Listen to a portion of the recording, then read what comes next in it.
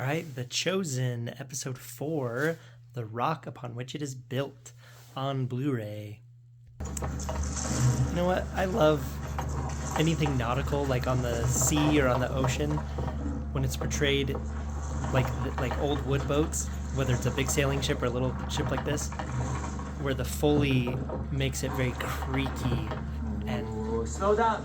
I love it. It feels like you're really there. So I think this is good boat Foley work, and it reminds me kind of Master and Commander, which has the best boat sounds ever of any movie. So cool on this part. This is where Simon's out leading the Romans astray. I think it's cool that Zebedee has a part in this series, and here's Simon telling him how he led the Romans astray so they didn't catch him.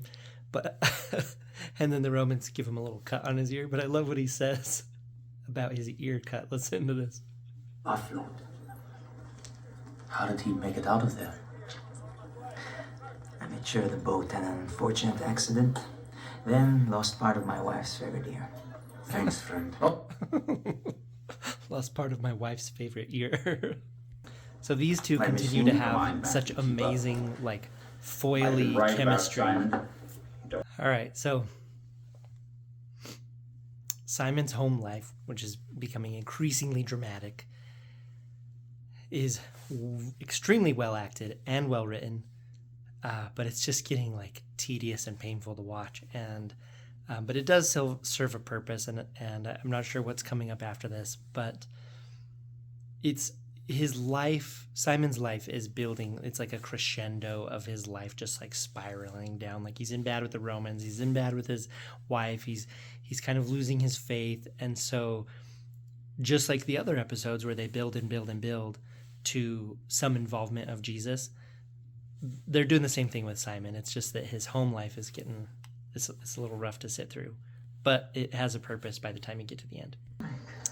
I do like in this show the enthusiasm that people have when they find out about Jesus, like the kids running to meet him, and now his brother Andrew. What are you talking about? He's running to tell him.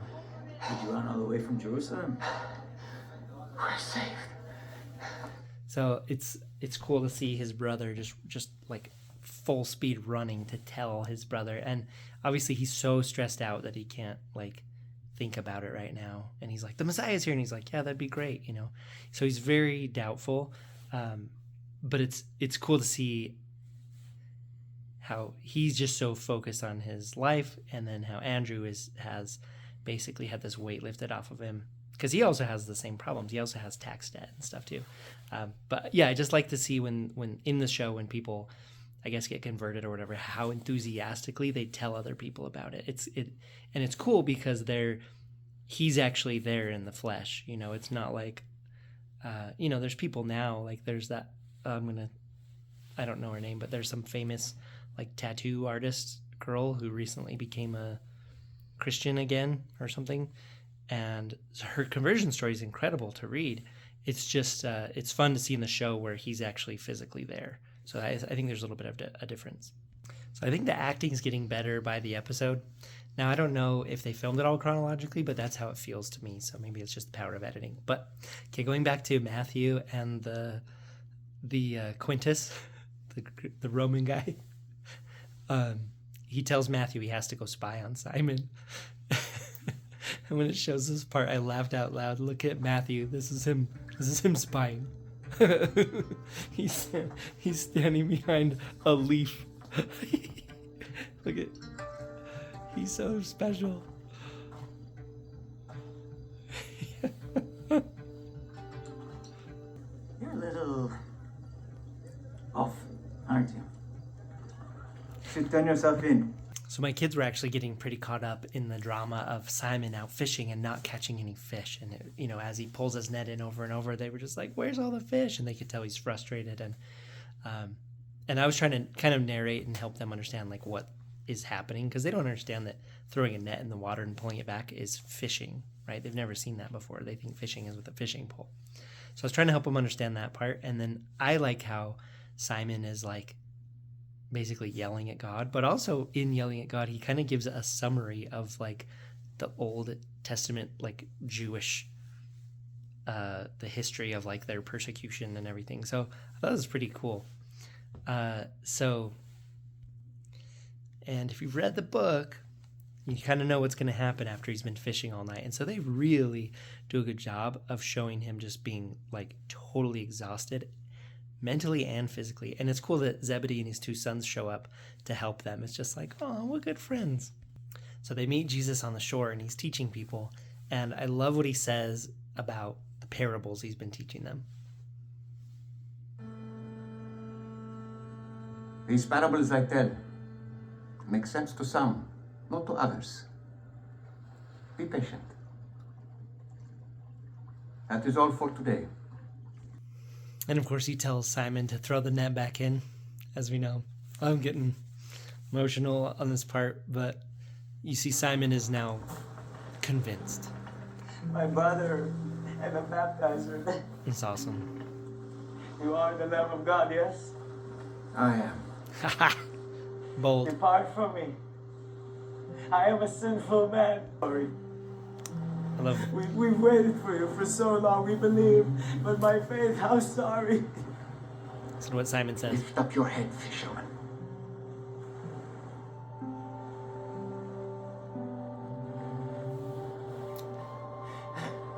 What do you want from me? This is good right here. Anything you ask, I will do.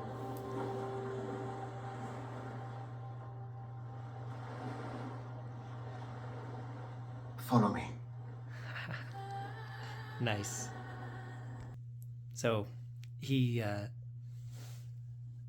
so Mary's in the crowd and she looks happy, which is cool.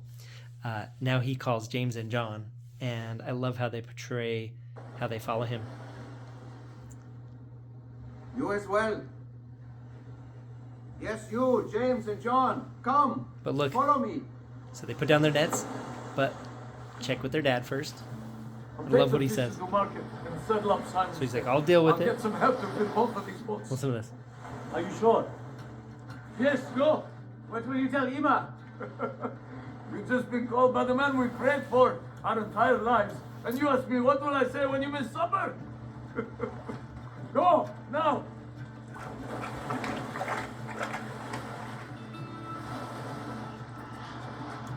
So, you sure you don't want to do this just a few more times?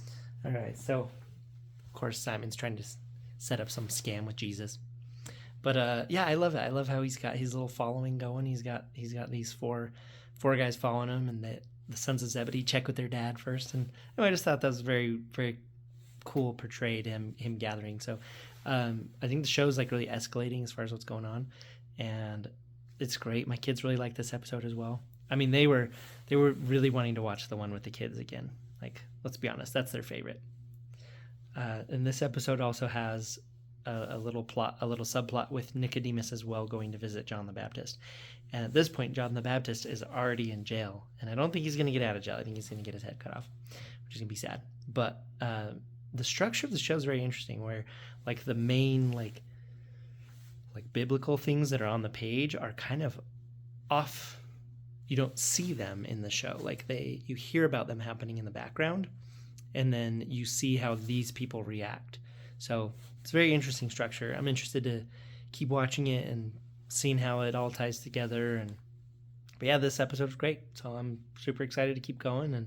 And the Blu-ray continues to be super watchable. It's not the greatest quality, to be honest. I hope they release a better quality version in the future. But yeah, the show's for free to watch, so I'll put the link in there. But let me know what you think. I'd love to hear what you think. I really liked it. I'm super on board. I'm excited to watch more.